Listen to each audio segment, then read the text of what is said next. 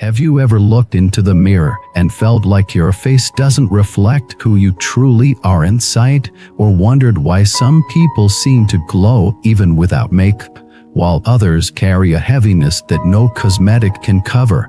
What if the way your face looks, the way it radiates, softens, hardens, or dulls, is not just about genetics, age, or skin care, but deeply connected to your state of mind, your karma, and your spiritual practice? Today, we're going deep into a fascinating and often overlooked truth in both Buddhist and holistic traditions. Your inner life shapes your outer appearance. And yes, that includes your face. This isn't about pseudoscience. Cross cultures, from ancient Chinese medicine to Tibetan Buddhism, from Vedic wisdom to modern psychophysiology, there is a shared understanding that the mind and body are not separate. They're in constant dialogue. Every thought, every emotion, every belief sends ripples through your muscles, your nervous system, your hormonal responses, and ultimately, your facial expression, skin tone, and presence. Let's begin by asking a fundamental question. What does your face really show? Not just your features, but your habitual expressions, your baseline tension, the way your eyes respond to silence, the way your lips move when no one's watching. These are not random. They are imprints of your mind.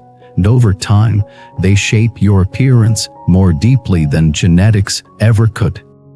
The Buddha said, "With our thoughts, we make the world." He didn't say, "With our cosmetics."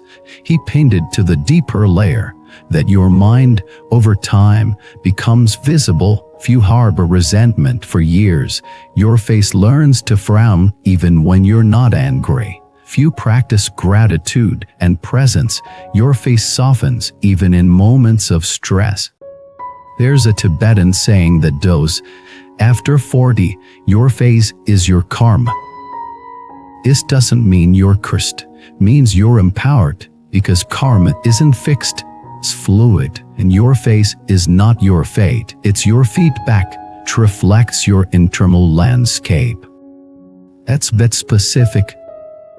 People who meditate regularly often report not only inner peace, but an utter glow. Their faces become more open, more luminous. Why? Because when you breathe deeply, you oxygenate your blood, you lower cortisol, you soften your jaw, you release the micro-tensions held in your brow, cheeks, and around the eyes. Over time, these subtle changes add up. Your face literally re-sculpts itself to reflect ease, clarity, compassion. Contrast that with chronic stress. Stress isn't just a feeling, it's a biochemical cascade. Cortisol, adrenaline, and inflammation affect skin elasticity, muscle tension, clarity. When you live in a state of constant vigilance, your face shows it. Tight lips, furrowed brows, sunken eyes. You age faster, not just in years, but in energy. So the question isn't, can spiritual practice change your face? The real question is, how could it not? Let's explore the ancient practice of qians, or face reading, a respected art in Chinese culture. Practitioners believe the face reveals not only personality traits, but also life patterns, karmic imprints, and spiritual progress. For example, the forehead reflects your thinking patterns and spiritual clarity. The eyes reveal the depth of your consciousness and vitality. The mouth symbolizes your ability to express truth and kindness. The cheeks show your emotional strength and integrity. Face reader will not just look at beauty, but at energy. It's their light in the eyes, it's their softness around the mouth, it's their tension or flow. They know that a person's past and even their destiny can be glimpsed in the lines, the colors, and the energy field of the face. But here's the empowering truth: nothing is fixed. You can change your face by changing your mind. And the most powerful tools to do that are not found in spas or searcher but in mindfulness, kindness, and inner work. Let's dive into some stories. Man once visited a Zen master. He was angry, impatient, and always felt people disliked him. He thought it was his face, too stern, too harsh. The master said, "It's not your face they dislike. It's the energy behind it. Sit with me." The man began meditating. First, he fidgeted, and he began noticing how much anger he carried, not just in thought, but in his breath, his jaw, his shoulders. Over time, with daily practice, something shifted. His breath slowed, his gaze softened, his walk changed. Year later, a stranger at the temple said, "You look peaceful." He smiled. "I feel peaceful." This is the transformation of Sia, not by changing the shell, but the soul. Let's explore the science. Modern studies in neuroplasticity show that repeated thoughts and behaviors reshape the brain. That's not new, but what's remarkable is how those changes are mirrored in the body. People who cultivate compassion activate the vagus nerve, which relaxes facial muscles. Their tone of voice becomes warmer. Their smile becomes more genuine. And over time, their entire expression changes. Another study showed that people who practiced loving-kindness meditation had increased facial expressiveness and perceived attractiveness, and not because they wore different clothes, but because their eyes sparkled with warmth. This is beauty beyond surface. This is spiritual beauty. But let's also talk about negative transformation. When people hold on to bitterness, envy, or fear, it shows. You can't fake serenity. You can mimic kindness, but the eyes never lie. That's why spiritual practice is not about looking peaceful, it's about being peaceful, because only then does your appearance truly shift. Let's connect this to karma. Your face is the canvas of your emotional history. Every grudge, every act of forgiveness, every moment of rage or grace leaves a mark, not in a punitive way, but in an energetic way. Your face becomes a record of your choices. This is why Buddhist monks, over time, begin to shine. They smile more. Their wrinkles don't age them, they bless them. Their presence feels nourishing, because they've purified not their skin, but their mind. Let's now explore 5 qualities that transform your face from within. Mindfulness. When you are present, your eyes are clear. You're not scanning the room with fear or distraction. You see others, and they feel seen. Compassion. When you care, your micro-expressions soften. Your face communicates warmth without effort. You become magnetic. Forgiveness. Letting go of resentment smooths your features. Your eyes stop guarding. Your jaw unclenches. People notice, even if they don't know why. Gratitude. This lights up your entire being. Grateful people carry a joy that no product can replicate. They smile with their eyes. Truthfulness. When your words match your heart, your lips relax. You speak with ease. You don't strain. You glow from authenticity. These aren't tricks, they're practices. Practice them daily, and over time, the mirror will reflect a new you, not because you've become someone else, but because you finally let your true self come to the surface. Let's now turn our attention to a practice that can dramatically accelerate your transformation: mirror meditation. This may sound simple, even strange, But looking into your own eyes in silence, without judgment or distraction, is one of the most powerful spiritual tools you can use. In many ancient traditions, including Vajrayana Buddhism, gazing meditation is used not just for insight, but for purification. So how do you begin? Sit in front of a mirror in a quiet room. Gaze softly into your own eyes. Don't try to change your expression. Don't try to look happy or calm. Just look. First, it might feel uncomfortable. You might see emotions surface: sadness, shame, pride, fear. At them. We're not looking at your face. You're looking through it. Stay with it for 5 minutes.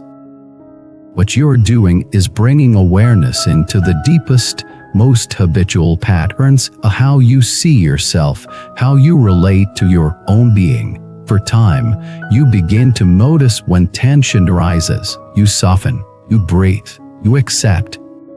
This is not vanity. This is sacred seeing. Many people find that with consistent practice, their facial expressions change, not just during the practice, but throughout the day. You carry less unconscious tension. You become more emotionally transparent. People start to feel safe around you, not because you're trying, but because you're more attuned. And here's something profound. The more you see yourself clearly, the more you see others clearly. You begin to notice the tightness in their brows, the fear behind their eyes, the fatigue in their smile. And from this seeing, compassion arises, and not pity, but deep recognition. We are all trying to hide, but true beauty emerges when we stop hiding. Let's now revisit the energetic dimension. In Buddhist cosmology, everything is made of energy. The body, the mind, even form itself are simply patterns of energy. And every thought sends out a frequency. Over time, those frequencies condition your physical field, your aura, your posture, your facial tone. If you think thoughts of anger every day, that energy condenses in your facial muscles, your brow furrows, your lips thin, your eyes sharpen. You don't even realize it, but others feel it. They respond accordingly. The opposite is also true. When you cultivate loving kindness, metta, you send out a frequency of safety. People feel held in your presence. They soften. Children are drawn to you. Animals trust you. Why? Because your face is no longer guarded. Soben, not in naivety, but in strength. This is not spiritual fantasy. This is energetic fact. Now, let's touch on trauma. Many people carry emotional wounds that they've never processed. These wounds often lodge themselves in the body, each in the shoulders, the chest, the jaw. The face becomes armored, the eyes become dim, and no amount of cosmetic work can restore the light until the inner pain is addressed. But here's the miracle. When you begin to heal those wounds through therapy, through meditation, through forgiveness, your body releases the past and your face responds. You start to look younger, not because you reversed time, but because you released time. Years of emotional burden drop away. Light returns to your expression. People might say, "You look different. Did you do something?" And you smile and say, "I started being honest with myself." Let's bring in the concept of facial karma. Many Buddhist teachings, karma is seen not only as action, but as intention, where habitual intentions create patterns. Those patterns affect your future, not just your circumstances, but your appearance. A person who lives with greed often develops a tightness around the mouth and eyes.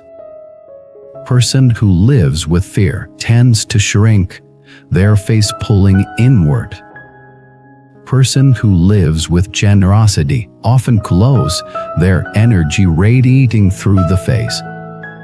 Again, this is not judgment, it's feedback. Your face tells the story of your inner life, but the story isn't finished. Every day, you write a new chapter with every thought, every emotion, every moment of awareness. Now, let's get practical again. Here are 3 daily rituals to support your spiritual facelifts from the inside out. Morning Amada practice. Before you start your day, sit quietly. Place your hands over your heart. Say silently, "Yeah, be happy. Yeah, be safe. Yeah, be peaceful. May my face reflect the light within." Visualize your face softening, opening, glowing with kindness. Emotional checking at noon. Us. Look into a mirror or camera. Ask, what am I carrying in my face right now? Breathe, soften, let go of tension. Evening gratitude smile. Before bed, reflect on one moment of joy or connection. Smile, not to impress, but to express. Let that smile imprint into your face as you sleep. These rituals may sound small, but over time, they rewire your emotional reflexes, they retrain your muscles, they restore your radiance. Let's now explore the deeper esoteric truth. In Vajrayana Buddhism, advanced practitioners visualize themselves as deities, and not out of arrogance, but to align with awakened qualities, embody compassion, clarity, fearlessness. In doing so, their energy body shifts, their face changes. This is why some masters, even in their old age, appear ageless. Their face is not a mask, it's a mirror of their realization. You don't need to be a yogi in a cave, you only need sincerity. When you truly embody kindness, presence, honesty, your appearance aligns with truth. Let me leave you with this final reflection. There are many ways to beautify your face. But the most lasting, the most magnetic, the most transformative way is to beautify your mind. Because in the end, people won't remember your features. They'll remember how they felt in your presence. And your presence begins with your inner state. So ask yourself, does your face reflect fear or freedom? Hard-headedness or generosity? Worry or wisdom? The good news is, you can choose. Every day, with every breath, with every moment of awareness, you sculpt your face from the inside out. And the more you return to presence, to compassion, to true, and the more your face will shine, not with artificial light, but with the radiance of being real.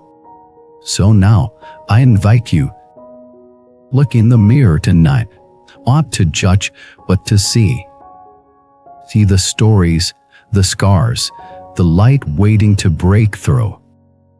And smile, not because you have the perfect face, but because you're finally living from your true face. If this message touched you, share your experience. As spiritual practice changed your expression, your energy, your presence? Tell us in the comments. Let others be inspired by your story. And as always, don't forget to subscribe, like, and join our community if this content nourishes your path. You are beautiful not because of symmetry or trends, but because your soul is starting to show.